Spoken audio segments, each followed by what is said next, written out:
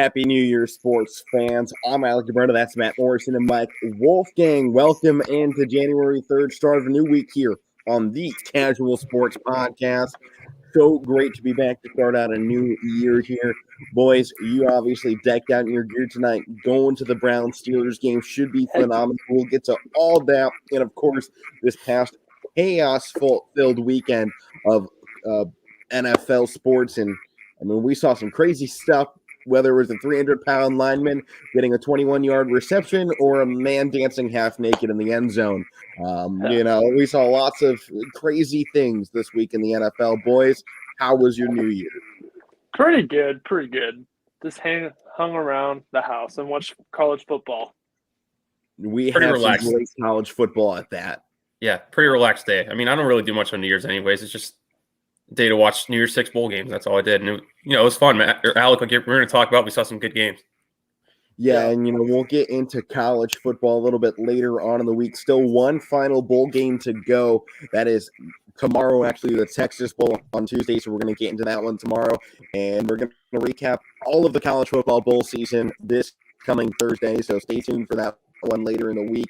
But tonight, let's start this thing off with a little bit of college basketball before we get into it. Big game on tonight for the Big Ten, the Wisconsin Badgers and the Purdue Boilermakers. This Wisconsin team has really been doubted all season long. I mean, they are 24th in the nation despite being a 10-2 team right now. They're 1-1 in conference. The one thing holding them back is they don't have any big wins, and they're not exactly averaging a ton of points. Just averaging 70 points per game. When you have Purdue on the other side averaging 87, you can see why people are really not giving Wisconsin the chance. The ESPN matchup predictor in a top 25 matchup has Purdue at an 89% chance to win this game. They are 12.5-point favorites, and the money line has them as minus 900 going into this one. Wisconsin sits a very heavy favorite, a very heavy underdog going into this game, despite having Johnny Davis, who is an absolute stud right now for the Badgers. He's their leading scorer, their leading rebounder, and their leading assister, and he's also shooting 43% from the field.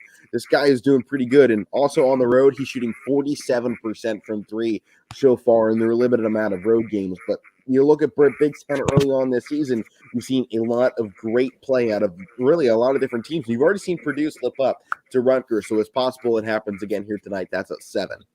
And this would make more sense for them to slip up to like a tough team like Wisconsin rather than Rutgers.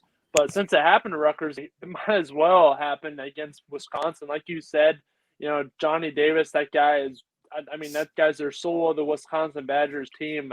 You talked about the points per game and the rebounds. This guy is a player to watch, and he's going to be a huge factor in this not just in this game, but in Wisconsin's, rest of the season, the Big Ten tournament run, and, eventually maybe their, NCAA tournament run. They're ranked 24 right now, 10-2. They're sitting pretty right now. If they win now, they'll shoot up the rankings against Purdue. So, you got to be careful here. Yeah, and this is a Wisconsin team that's usually is kind of overlooked. But then once we've seen them make deep tournament runs. They haven't the last few years, but once we see them get in the tournament, they're a tough out. So I think they're going to be a tough out again tonight. And Alek, like you said, I'm looking at some of the stuff, spreads you looked at. Caesar Sports has Purdue minus 1,000 on the money line. So these sports books are pretty heavy on Purdue tonight, which is rightfully so. But I don't think it should be that heavy on them because we know Wisconsin, Matt's singing them in the Big Ten. They battle. All these teams battle in the Big Ten. So and this one's on the road. They're going to be juicing. You play Big Ten conference play. I mean, this season it seems to be Big 12's number one, Big 10 is number 2 right now in terms of who the most talented conference is. And I mean, I think you do have to look at guys like Jaden Ivey for this Purdue squad. 16.7 points per game, shooting 52% from the field and 45% from three. This is a really special talent for Purdue, and he hits a lot of big shots. The one biggest thing that concerns me going to this game is the differential in assists between these two teams. Wisconsin is averaging just 10 assists per game through their first 12 here. Purdue, on the other hand, they're up near 20 right now. Wisconsin has to find ways to pass the ball. Get this to be a team game. Basketball has always been played the best when you move the ball, when everybody gets touches and when everybody can get going. You don't see that with Wisconsin. They're a one-trick pony. They're going to score on you. They're going to work in the fast break, and they might set up their half court sometimes. That worries me when you go into a high-caliber contest like this against Purdue. And you saw them struggle with this style of play about a month ago against Ohio State. It was 73-55. They got absolutely smacked in that game against Ohio State. And that was their last time they were on the road. They're back on the road here against Purdue. And that worries me.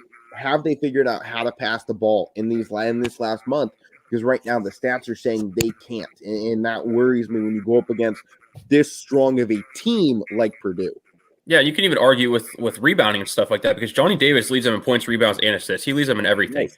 So that just adds to your argument, Alek, that they need to find ways, especially in this game, if they want to win a game like this, they need to find ways to get scoring, rebounding, and assisting from multiple other people, not just Johnny Davis.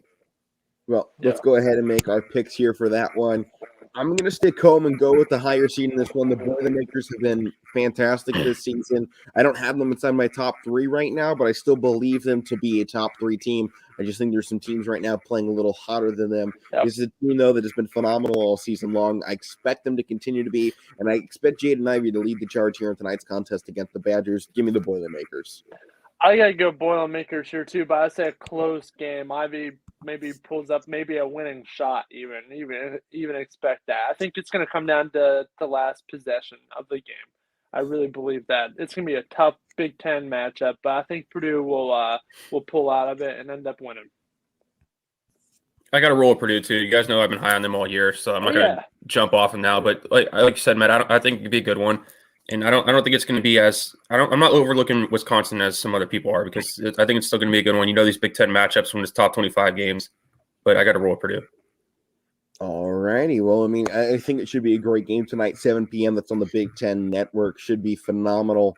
Let's go ahead to Monday Night Football. Browns at the Steelers, perhaps the final game in Heinz Field for one of the greatest quarterbacks in Steelers history, Big Ben.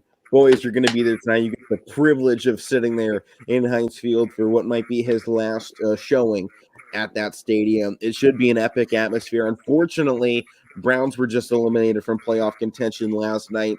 A terrible way to end the season because Browns still have a shot for a winning season, which it was phenomenal. They still have a chance to finish second place in the AFC North without getting that wild card spot. So it's a long shot to get there for second place. But I think with the way the season has gone, the Browns can win out these final 2 games. It'd be a phenomenal way to end the season because they'd have no losing records against divisional opponents. They would have a 2-0 record against the Bengals, 1-1 against the Ravens, and 1-1 against the Steelers if they can win these final 2. But the Steelers still a team in the hunt right now, which really seems surprising because I think you look at the way the Steelers have kind of been going in and out this season. They just have some tiebreaker wins. They're 7-1. And really, it's that one tie to the Lions that are somehow keeping you guys in the race, which makes absolutely no sense that you tying the Lions would have been this important, this late in the game. And I think one of the things so far you can say for the Steelers, 5-2 at home. They've been terrible on the road, and that's really been the similar story for pretty much every team in the AFC North besides the Bengals, who we'll talk about here in a little bit on the show. But I mean, I think you see the Steelers team, they've been good at home. The Browns have been, poor on the road. They're 2-5 in that department.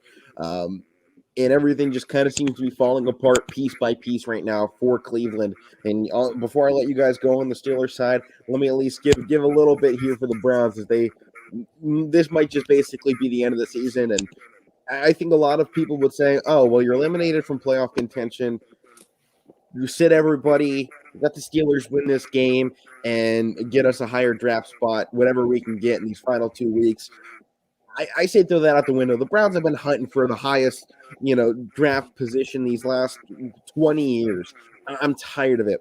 The thing I said to start out this season that I would be happy for, and what any Browns fan should be happy for, was a winning, competitive season. And the Browns have a chance to do that. With 2 weeks left in the season, the Browns can finish 9-8. It's going to be a tough road to get there. We have arguably the 2 best teams in the AFC North ahead of us, and it's very, very easy to say, hey, man, these teams are just better than us. We can drop this, and, we don't have to hang our heads. We'll finish as a 7-win team, and, we'll go back to what we've been doing the last 20 years, the quarterback cycle of chaos here and dropping everybody off the free agency, not re-signing guys, firing Stefanski. There's this whole system that unravels every time the Browns start doing bad to finish out a season.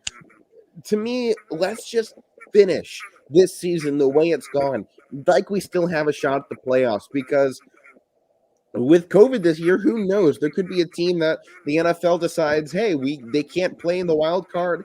Let's put somebody else in there, and maybe that's the Browns if they decide to play through this season. You never know what's going to happen, but just the most important thing is just let's just get a winning season for once. I mean, it's not too often in Cleveland with the Browns that you can go, we have a chance for a winning season. And that's what your team, Matt, the Steelers have done for the last 20 years. And people have said that is this mark of a good team. They haven't had a losing season. That's all I really want.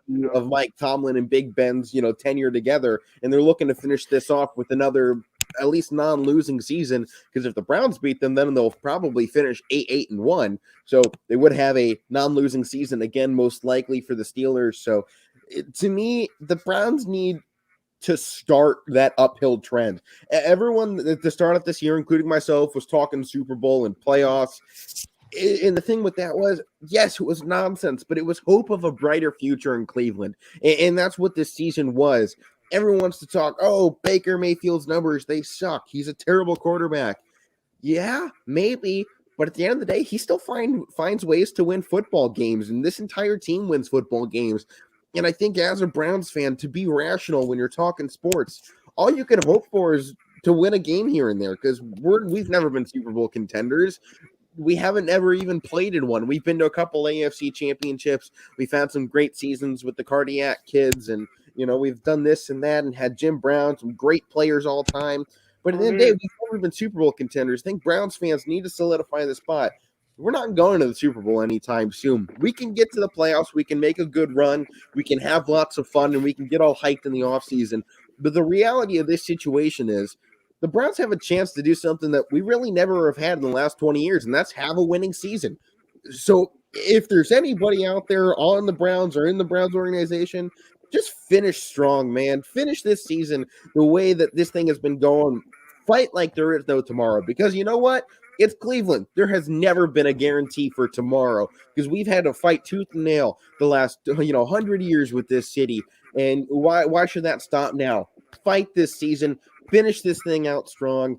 And you know what? Hold our heads high going into next year saying, hey, we finished potentially second place in the AFC North. We were in it to the very end, and we got a winning season with a crippled quarterback. That sounds like a pretty good season to me as a Browns fan that has been disappointed for 20 straight years. Yeah, honestly, that would be a good finish, for you. Who cares? You don't make the playoffs doesn't mean you're the worst team ever. Winning the playoffs this year anyway. Sorry, Browns fans. That's the reality. The Chiefs, the Tampa Bay Buccaneers, the Bengals are phenomenal. The Packers are a monster. The Cardinals are fantastic. I'm sorry. There was probably a 2% chance, if we even got in, of making it to the AFC Championship alone with the state of our Browns organization, with all of the injuries. So just finish this thing, man. Give us some hope moving forward. Give this city something to cheer about. Yeah, I feel your side of that. But on my side, Pittsburgh side, no matter what happens, if we don't make the playoffs, oh well. Winning season would be good. It'd be a nice way to exit Ben's career. Just winning season, oh well, you don't make the playoffs, because if you make the playoffs, and you're going to have to probably face we'll be the lowest seed. So we're going to face a pretty good team.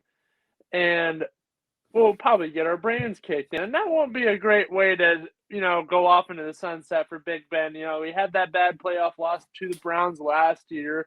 Let's try and, be quiet. Yeah, let's try and finish it off nice. Let's win out. Let's win our next two games. Let's beat Cleveland. Let's beat Baltimore. And then the rest will settle. The rest will happen on its own. Let's just win, okay? Have a winning record. That's all I care about, okay? Let's just finish this off and win on a winning record. The hard thing is, though, Matt, is the Browns are right now, besides the fact that you can still make the playoffs despite basically the same records going into this week. Besides, there's a half game that separates these two teams and a tiebreaker between them at the moment that could very well just get completely nullified here in this game tonight. But I mean, you're in a similar situation. Finish out this season with Big Ben at your helm, because it might be the final time you're in a spot to compete for the next couple of years. You never know what you're going to get in the quarterback scenario in these next few years. You could end up in kind of the same cycle that a couple other big name teams have been in. I don't think you're going to fall to the mediocrity of Cleveland or Cincinnati that they've done in the last few before picking up Joe Burrow. But I still think there's going to be a transitional period where your team is going to, stutter along through the season. So finish this thing out, go out on your final high note here, and you know what? Say your goodbyes and, wave Big Ben off into the sunset. Yeah. And just realize that, we're going to have a really good defense, but I don't know what this offense is going to look like, and they have struggled. I have a feeling your team is going to be right around 500 for the next few years. I don't think you're going to have major seasons, but I don't think you're going to slump huge either. You might have one bad season in there where this next transition period to a quarterback, but with the way Tomlin can coach, you have still a bright future with this defense. Deontay Johnson surely has blossomed this season into your number one wide receiver, so that's going to be a huge thing for you guys. But right now, this is just a final send-off for Big Ben in Heinz Field. He has dominated the stadium. There's a high chance he wins this game against the Browns tonight. I mean, what a fitting way to send him out of Heinz Field against his rival team he owns. Dominated for 20 years, at the helm of the Pittsburgh Steelers. Everybody knows the way we're picking. You guys both got Steelers jersey on. I'm the Browns fan. There's hardly a discussion, but we can go ahead and give picks. I have Cleveland just fighting tooth and nail to finish out this season. I just want a winning season because as a Browns fan, you don't get too many of those.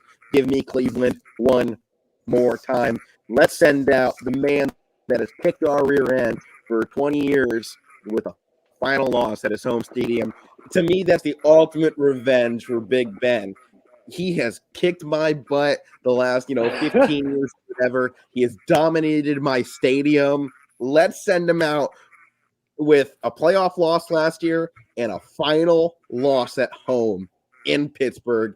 To me, that's just the perfect ending as a Cleveland fan. That's all I could hope for. Kick him out of the playoffs last year and holding him out of the playoffs this year. Beautiful. That's what I'm going with. Matt, you know who I'm going with? Matt, first of all, this show should be dedicated to the greatness of Ben Roethlisberger, to be honest. Absolutely, his career. Man. There's a reason why I'm wearing this jersey tonight and not my TJ Watt jersey. This is a legend, okay? Pittsburgh legend. What? Yeah, and it's a final goodbye here. So yeah. Big Ben it's arguably one of the greatest quarterbacks, if not the greatest, in Pittsburgh Steelers history. I mean, you look back over these last 15 years, it's hard to say that your organization has had a quarterback be this consistent for this long. Super Bowls were, maybe another quarterback situation, but I don't think you can say you've had a guy be as consistent for as long. You've obviously had some greats in your history, but what Big Ben has done has really been unprecedented across football in the last 20 years or so. Yeah. Matt, 3 conference championships, 2 Super Bowls, and 91 and 31, I think they said at Heinz Field since it was built, since he got drafted there. And all under one team, all under 17 years under one team in one place. And it's hard for me to imagine. I'm not saying the Steelers are going to just drill this game tonight, but it's hard for me to think the Steelers aren't going to win this tonight. Yeah. It's just everything's going to be different tonight. It's just going to be a different vibe in that stadium. It's going to be different when they play Renegade. It's going to be different when they do all this stuff. It's going to be emotional. It depends on how the players handle it, but they're going to be ready for it. And I know Ben will be. And it's just hard to think they're not going to win. I'm not worried for how the Steelers are going to handle a situation in a big game at home. Well, emotions are high. That's what I mean. Have this team ready. I can guarantee that they don't get emotional. Obviously, it will be an emotional moment, even for Mike Tomlin. I mean, this has been his guy, the guy that, could be the reason that he's had such a great career so far. And we'll see what happens next for Tomlin. That's a discussion for the offseason and next year and the next, 10 years or so for Tomlin. But I got a feeling Tomlin knows how to get these guys ready to go. They've been in Super Bowls. They've been in big games before. I have no problem thinking that Tomlin's going to have his boys ready to go. And I hope my Browns are ready for that, to know that this is going to be the hardest game the Steelers are going to play all season. That to the Steelers right now, this is their Super Bowl, getting that final win at home. I hope the Browns are ready, because if they're not, it is going to be an absolute beat down of epic proportions for Big Ben to send this thing off. So they have to be ready to go. There's got to be no, laziness. They've got to be 100% ready for war, because Steelers are going to bring it tonight. Yeah, I mean, the Steelers, they've probably been practicing a little bit harder every week. They've probably been looking at film a little bit harder. Studying a little bit harder on the game plan. So it's just a little bit more, because they know how much this game means, and it's for Ben. All right, Matt, before we send out any final messages for your Steelers faithful here. I'm ready, man. I'm ready. You're ready? Let's hope they're ready too. Happy New Year's. What a way to start off the year. Browns at Steelers, the final send-off of Big Ben, potentially. But let's go ahead and look into an NFL recap, as obviously those two picked the Steelers. I took the Browns in that game. But NFL, we saw some pretty good games, and I think there were a few surprises as well, some comebacks that you really didn't expect there was going to have to be. I mean, I think you look first off the Tampa Bay game versus the Jets, that you kind of were really surprised by the way that one went. But we'll start here with the Eagles, because I think they're a phenomenal storyline this season. They've clinched a spot now in the playoffs, which is phenomenal for them with the win over Washington Football. But this wasn't a game that they were playing great in either. It was just a 20-16 victory. They were down at one point in this game as well. And, it took a lot to fight back. And I think that just goes to show that this Eagles team has what it takes to make those kind of comebacks, to, fight tooth and nail. Because they were down 16-7, then they don't allow a single point in the second half against this Washington Football team. So, to me, I think we've all been appropriately high on this Philadelphia Eagles squad. They're probably a first or second round exit, but I just think that this team has everything you could ask for. They always have somebody step up in the right moments. There was no passing touchdowns in this game, but Boston Scott comes out of nowhere and gets 2 touchdowns on the ground. And I think if I had asked any one of you guys 2 weeks ago who Boston Scott was, I'm not sure you would have been able to answer that he was the running back for the Philadelphia Eagles. I mean, this team just always seemingly has somebody step up that you don't expect. I mean, Dallas Goedert was their number 1 wide receiver this week with 71 yards on 7 targets. This team just seemingly does everything right all the time, and they're scrappy, and they just feel like that Philly team that made it to the championship game, honestly, and won it. They feel like they just have that same scrappiness every week. They don't necessarily have a crazy amount of superstars that you would see in a Super Bowl caliber team, but they seem to just play for each other. And I think that's a big thing when you look at playoff teams and how they play going into the postseason. This team feels like they won it a lot more than a lot of teams that are in playoff position right now. Yeah, and you talk about players like Boston Scott, who seems like he's been in I know him, Matt, because I know him. I know him. He's in my division. I know him. Yeah, he's been I know there. who he is. He's only 26. I mean, he's from Louisiana. Yes, I have his Wikipedia page up, but I know who he is, and I know Mike knows who he is. But I mean, hats off to him. Finally busting out a good game. He's been kind of up and down, for a couple of years, and he finally just said, "Hey, I'm here to play, and we need to win this game." So he came out and put a great performance out there.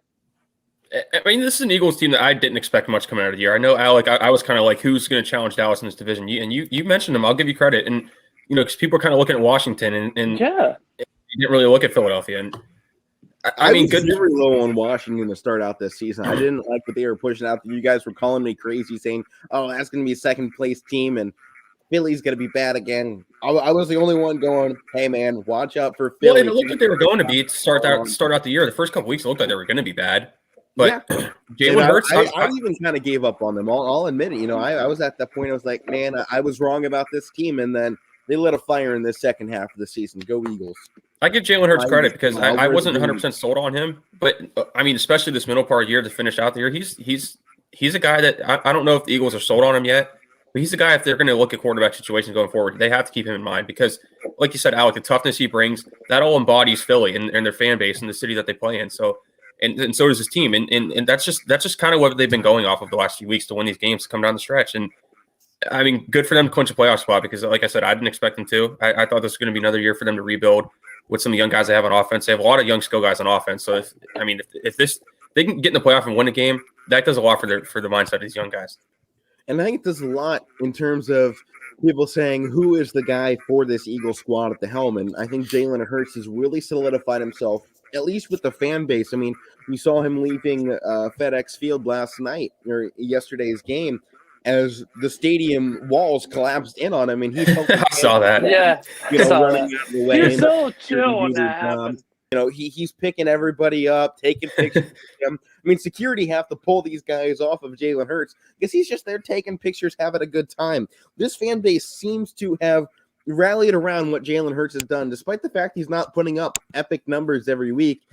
He brings that grittiness, like you were just saying, to this Eagles team, and something they haven't had in a while. Yeah, let's talk it feels about that like he wants to be there. Yeah, he definitely wants to be there. He loves the fans, like you said. But that was so unexpected, and he was so chill. Like he didn't get freaked out or anything. He was like, "Oh crap!" Like they just. He's like, "Oh, the crap team has a crap stadium. Let me just help everybody up here." Yeah, it is crap. They weren't even doing anything. The security was there trying to pull people off, and Hurts is like, "No, these are my friends now." He's like, "These guys just fell. Give them their 5 minutes here."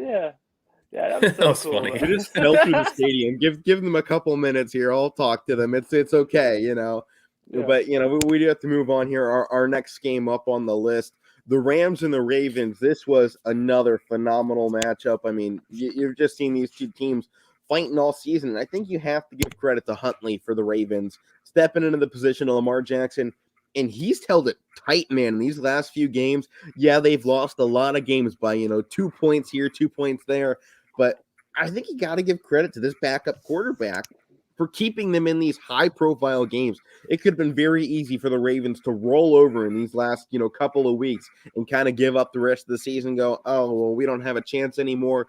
But they've really done a great job fighting without Lamar Jackson in there, and I think that goes back to Huntley and how phenomenal of a backup quarterback he really is. And come the offseason, if the Ravens don't put him on a contract and keep him behind Lamar Jackson, I think he's going to be a high-valued free agent coming out of this year's free agency. Yeah, teams definitely got to look at him. Like, what a performance he has put up. I mean, they almost beat a 12-4, now 12-4 Rams team. A lot of people are saying this Rams team has potential to get to the Super Bowl this year, and they came in with 1 point of them with a backup quarterback. I mean, he did pretty good. I mean, one interception, yes, but 197 yards. That's pretty decent. 32 attempts. That's pretty decent. He's not doing anything amazing, but I mean, we've really had a lot of criticisms on this team. It's not like they have a phenomenal run game to go to. I mean, Devontae Freeman, and he had a good day, but Tyler Huntley was fitting the role of Lamar Jackson nearly perfectly. Yeah, he also took off, dude. I mean, 54 rushing yards as well. Right. I mean, he's just a backup in there doing his job, doing what they can to win, and they almost won this game.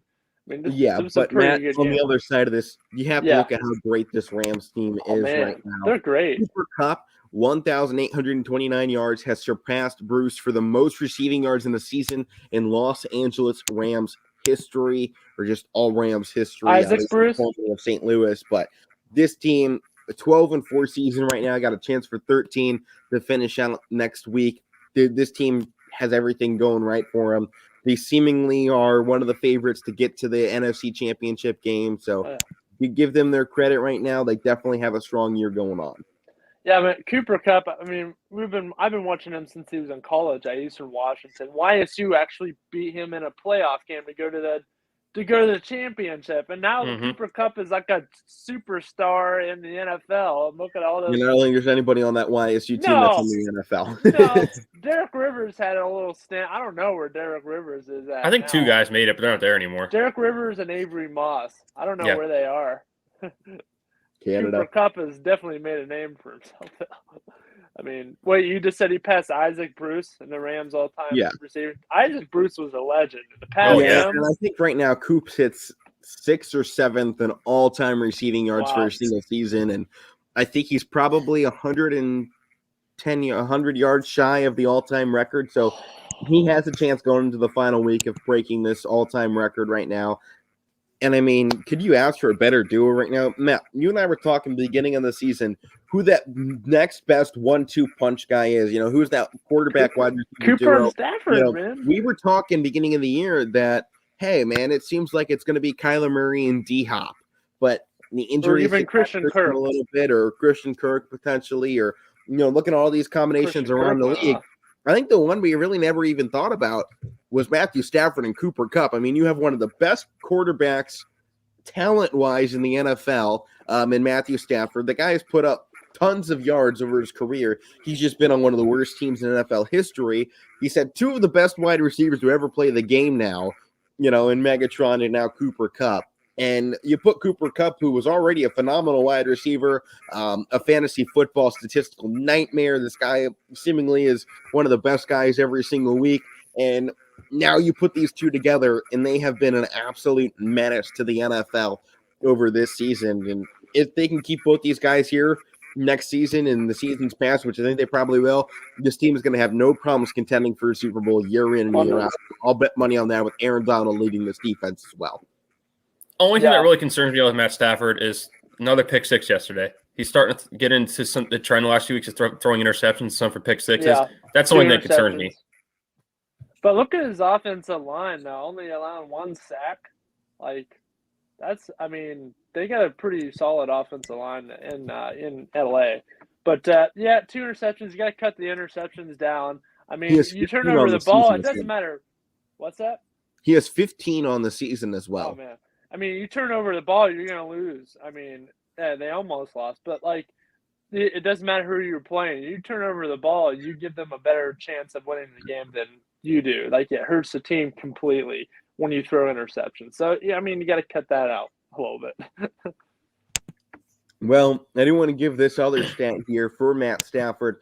Obviously, the focus has been on Cooper Kupp and what he could potentially do in the final week. How about what Matt Stafford could potentially do in the final week? He is 352 yards away, or pardon me, he is 243 yards away from reaching 50,000 career passing yards in his career that spans back to 2009. He is another quarterback on the track for 50,000, which would be an epic mark for him. But that number I said right before, he's 352 yards away from 5,000 passing yards this season as well. So he's on track right now for a pretty epic season. He could finish with over 40 touchdowns as well. So, I mean, him with the Rams is definitely exactly where he needs to be. This seems to be the perfect fit for him as he's entering probably his final 5 years in the NFL. Yeah. And hopefully, I mean, I'd give him another 5 years, especially with this Rams team. He can probably finish things out and lead this team into the future. As a lot of the guys above him, like Big Ben, like Tom Brady, like Aaron Rodgers, get set to retire. Stafford is going to be the elder statesman of the NFL very soon and be in a similar spot where we've seen Aaron Rodgers in these last few years. I think Stafford right now is in a great spot to finish out his career with a really good team, which he deserves. Absolutely. What, 12 years on the Lions? God bless his soul for still playing football.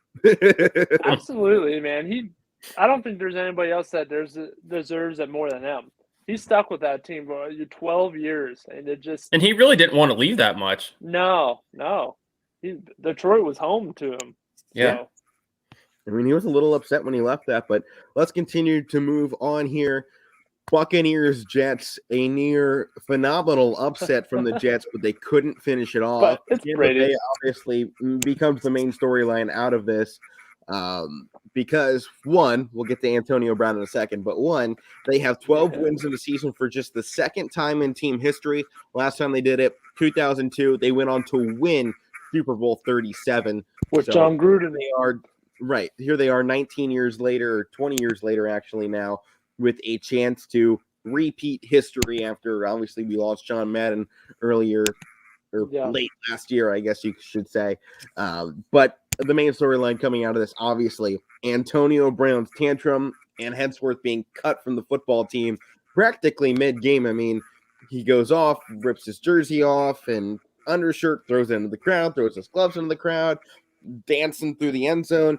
Apparently, the security guards thought a fan had gotten onto the field and was streaking, and they were about to tackle him before they realized it was Antonio Brown just losing his mind. And, I mean, he's dancing in the end zone, gives the peace sign, and, runs through the gates. But, oh my gosh, obviously we're still waiting for whatever his side of the story is, and maybe that'll change our opinions of this whole situation. No, it won't. It could.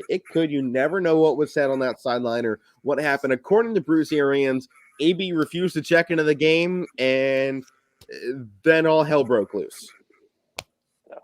Who knows?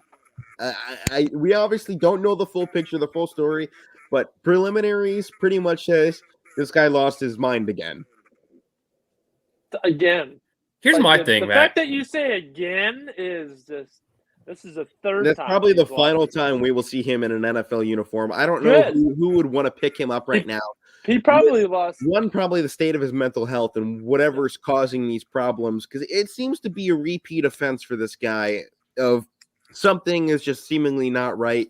He probably needs his own help, and I think the NFL's best position right now is to just let this guy take some time away from football. If he wants to try and make, a late run or later in his career or whatever, or let him do that, but maybe keep him out of the league for 2-3 years. Let this guy kind of find himself before we let him get hit by 300-pound men with a death wish.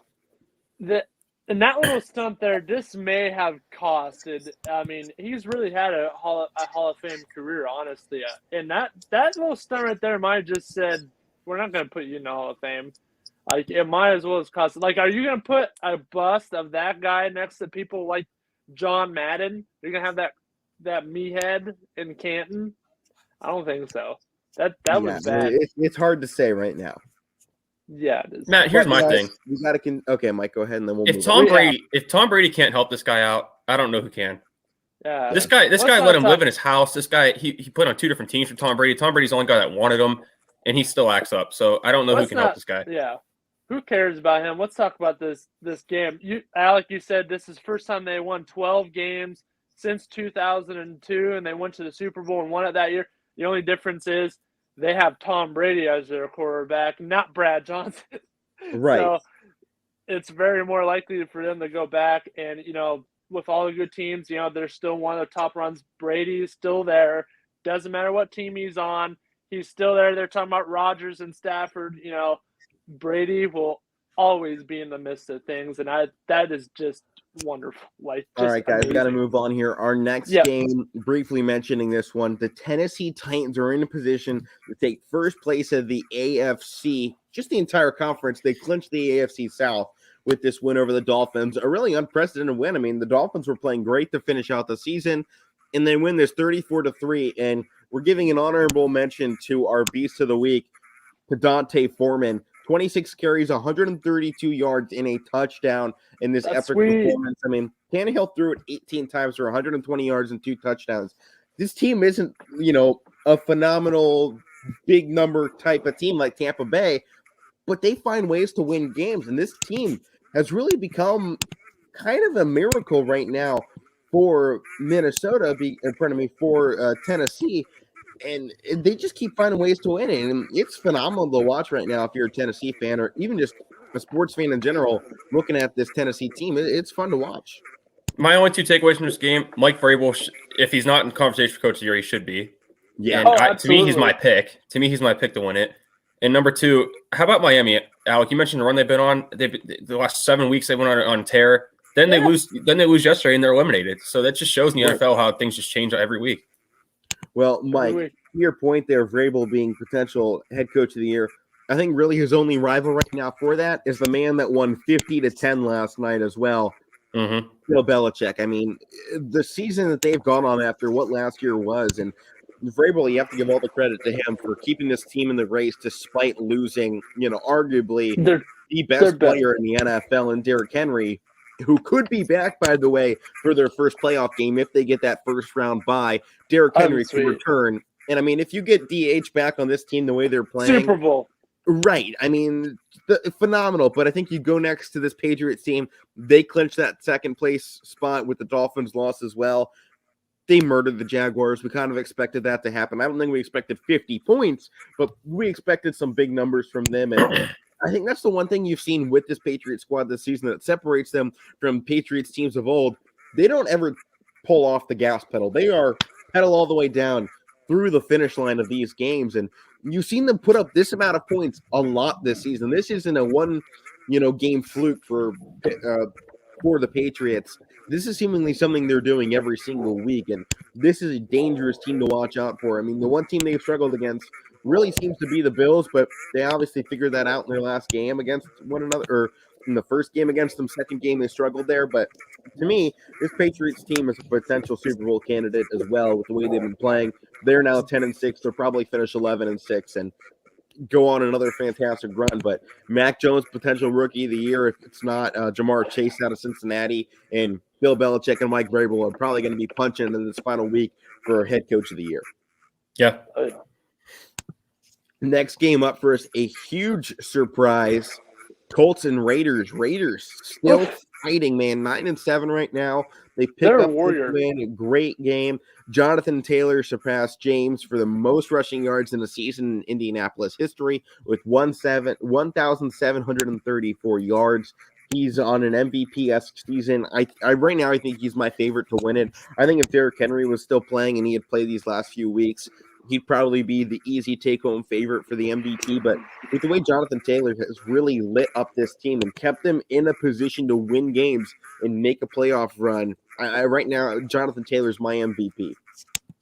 It's really hard to argue. I've been saying this for weeks. It's no argument. I know you got the old dogs up there, Rodgers and Brady, but look what this cat has done, man. He is sweet. He's really the sole reason why they really had any shot of getting to the playoffs. I mean, Carson Wentz has had a decent year, but it's all been on Jonathan Taylor, and he has came in time after time. So even though they lost this game, it happens. But like the Raiders weren't pulling out, just yet.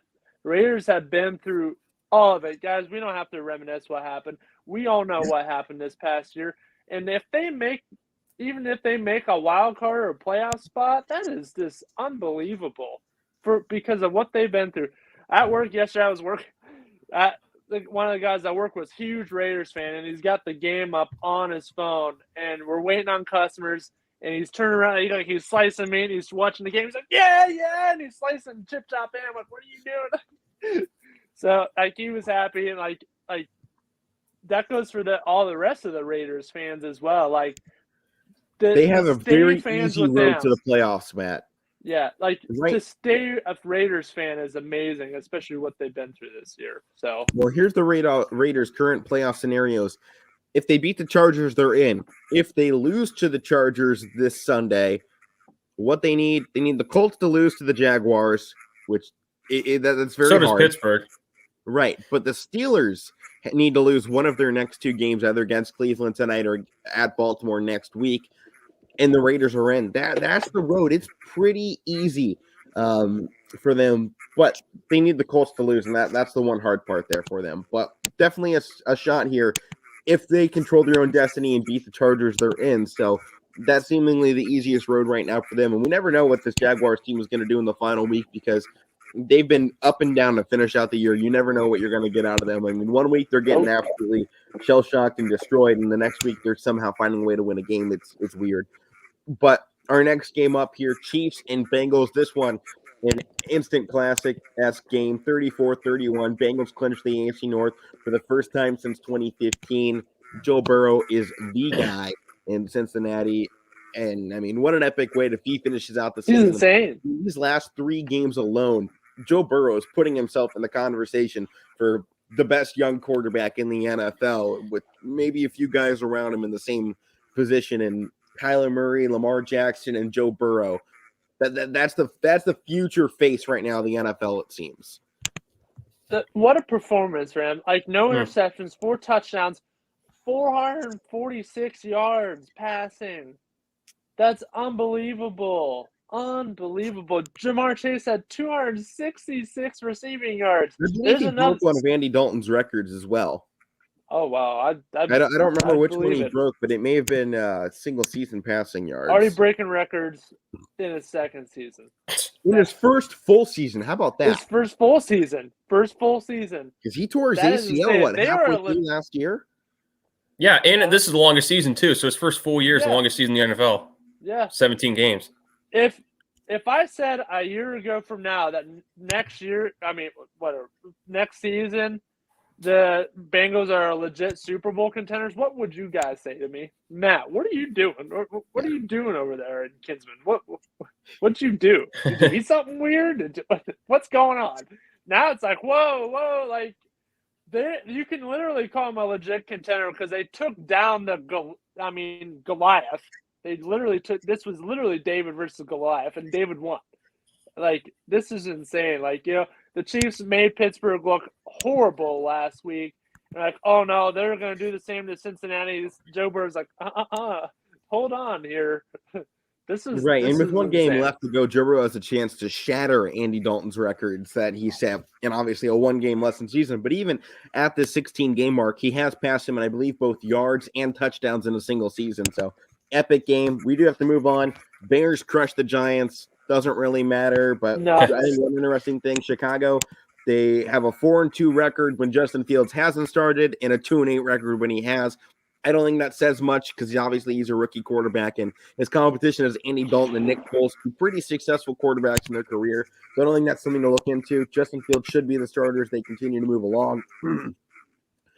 Bills putting an end to the Falcons' run of this season, 29-15. They win that. 49ers won. Not really surprised, but Elijah Mitchell did surpass Washington for most rushing yards by a rookie in San Fran history.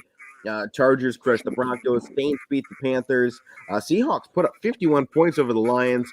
That was impressive. And Wilson tied Peyton Manning for most quarterback wins in first 10 seasons since 1950, including the playoffs. 10 seasons already. Like your Cowboys lost last night to the Cardinals. That was a crushing game. Your team they never felt like they were really in that game against the Cardinals. That was a tough game. This team is so up and down every single week. Obviously, both are in the playoffs. The game didn't matter a ton. It really just meant playoff positioning because Arizona's won 6 of the last 7 versus Dallas. They just seem to be a team that has your number. And then we saw the Packers crush the Vikings. No surprises there. Mike, you can talk about your team here I'll give you about 3-4 minutes here if you want to talk about your boys. I mean, there's really not a whole lot. I mean, like you said, it didn't really affect the seeding that much. Seeding it did, but both teams are in the playoffs, so it didn't really matter that much. But it's a game you wanted Dallas to win because this is the game when they started their last 5 games, all pretty much against divisional opponents, except this one. I was like, this is the one that they could probably lose, and this is the one I'd like to see them win, but they didn't win it. And the Cardinals, it's just a team that they really never beat recently. And Kyler Murray plays good in that stadium. You saw a stat going back to high school. He's 8-0 in that stadium now. So he's comfortable playing there. And if in that case, if they have to play in the playoffs, which right now they would, 4 versus 5, it makes you worry a little bit because of that stuff. And in their offense, you want to see it still get back on track because you saw it last week. It was against Washington. It felt good, but it was against Washington. You want to see them get back on track. And losing Michael Gallup, I think that Jerry Jones is expecting it to be an ACL tear, so that sucks. And it sucks for him because, he's one of the better receivers, and he's a big part of their offense. So, really not a whole much from this game. It was a good game to watch. It really didn't feel like Dallas was in it that much, but they came back and had a chance, and it was good to watch it on the end. It was a good game to watch, yeah. Yeah, for sure. The penalties that really hurt them. It kills them. Like, that's what kills Dallas constantly. The big hole, Dak took off on the 3rd down, got the first down or the 2nd down or something like that, and he got the first down, and they got held on. They got caught on the holding penalty, and that brought them all the way back into their own. Then there was a fumble on him one of their last drives because nobody blocked Isaiah Simmons, and Dak's running, comes up behind him, hits the ball out, so it really wasn't Dak's fault. Yeah, but, I saw that. I don't know. It was a good game to watch. I'll give it that. All right, well, moving on here. Let's go to the NBA real quick. Grizzlies versus Nets, as we're about 10 minutes left in this show. Brooklyn, a 58.9% chance to win this, but you've seen these two teams on really opposite tracks. Grizzlies won their last 4. Nets lost 2 of their last 4 now, and you kind of saw Kevin Durant's statement after their last loss to the Clippers. He just went, we got cocky. Steve Nash, our head coach, he told us that we didn't deserve to win this game because we didn't come in here willing to fight for a basketball game, willing to, put everything out there. We came in expecting to win, and it got to our heads. And I think tonight you see them kind of make that turnaround and play a lot better back here at home in front of the crowd with a tough opponent coming in. I think they probably get back on track and, get this team rolling in the right direction again. But this Grizzlies team, they've been pretty good so far this year. And I mean, they're 23-14. They've stuck it to some pretty good teams in their last, few. I mean, they beat the Suns and they beat the Lakers. They were in a close fight against Golden State on the 23rd before Christmas. So they're clearly not a team that you can pass off anymore. This Grizzlies team has really cemented themselves as a team to watch out for throughout the season. They are dealing with a lot of injuries right now and a couple COVID protocols as well. But this team is still a very strong unit, and it's one you definitely have to watch out for. I think the Nets probably have a better game, get back in the winning category. I'm going to take the Nets here. I'm not confident in them, but there's something about – I like what Kevin Durant said after their last game. To me, it kind of makes me feel like he wants this thing now, and obviously they're still dealing with, what's going on with Kyrie and however that situation is going to play out and whatever, but – I do got a feeling that this Nets team, they're finding themselves now. And they've obviously done that pretty well throughout the season. And I think they're getting some guys back. I think Harden is back. Irving is here. Durant is obviously playing. So I think this is one they can just go ahead and not mark up as a win because it's going to be tough, obviously. But I think it's one that I probably have them favored in. Mike? I kind of like the Nets in this one too because for the same reasons you said, Alek, when the team's struggling like this and you have a player like Kevin Durant, you have a team that is expected to go far and win championship or win at least compete for a championship. When they're going through a rough spot like they have been, this is a game that you come home and show out for because you're playing a team that a Grizzlies team that is you mentioned all the injuries and they still have found a way to be one of the better teams in the Western Conference. So and for a team like the Nets though, they teams like that are like the Nets, they come home and they rise up for these type of games. And I think Kevin Durant, like you said, he said his frustrations. I mean, we pretty much know what they are now without Kyrie. He's still kind of working to come back. We don't know what's going on with that yet, but they're a good team even without him. And I expect them to come home tonight and get a win like that, get a game like this against a good team. So I got to go with the Nets at home.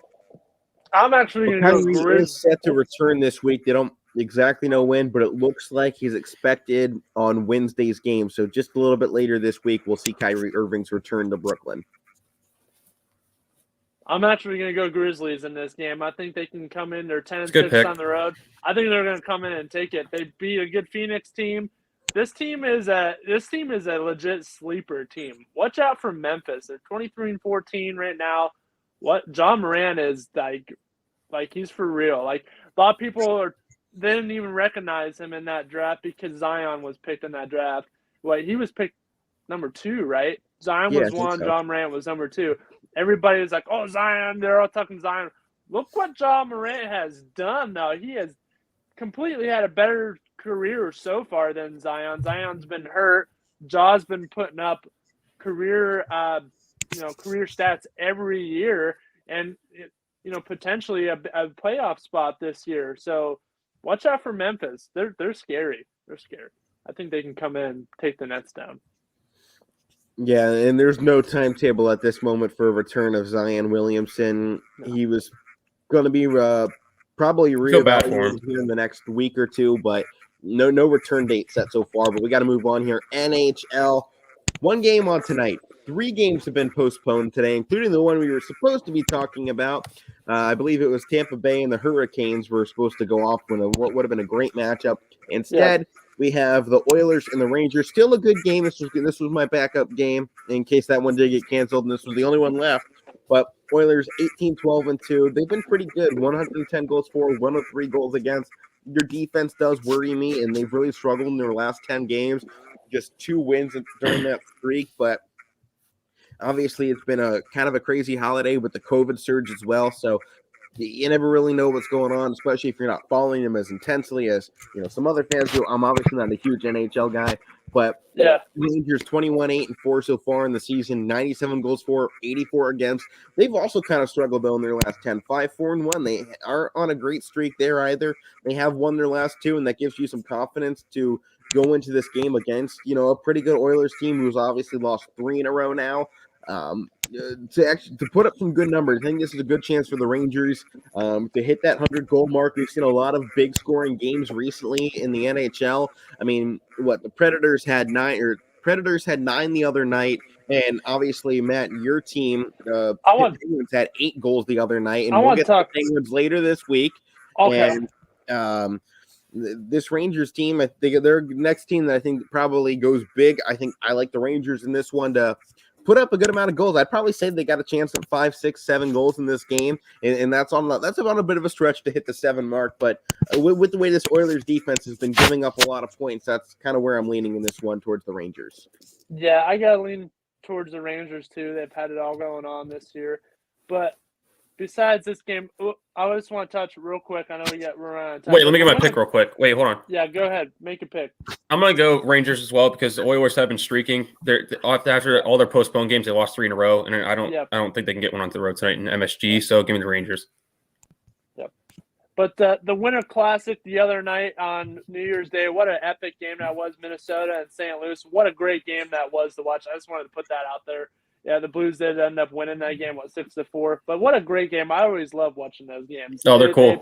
They played in the Minnesota Twins Stadium, playing hockey. It was sweet. It was pretty sweet. So I just wanted to shout that out. Freezing temperatures. Everyone's beards are frozen. That was pretty great. The goalie, the goalie's wearing a stocking hat over his mat, like over his helmet. It's funny. All right, here. Well, Matt, let's finish out the show. I'll give out the award this week to start out the new year. Yeah. This week's Beast of the Week, baby. You came up with man.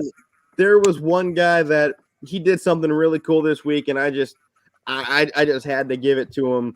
I mean, you don't really see it too many times, but it came from the Minnesota Vikings center.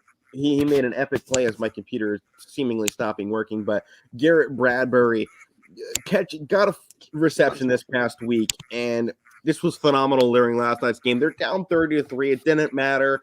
The ball gets thrown out to the wide receiver on a slant route. Ball gets popped up in the air and inches off the ground. Garrett Bradbury goes down and pulls off a reiteration of the immaculate reception. Yeah, with Franco. Yeah. Ball runs 21 yards down to the 15. He got about 10 yards. Stumbling and bumbling. He took like 4 guys with him.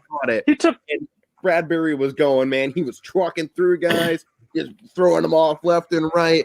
It was every lineman's dream right there. You know, he took like 4 guys with him. Running over guys.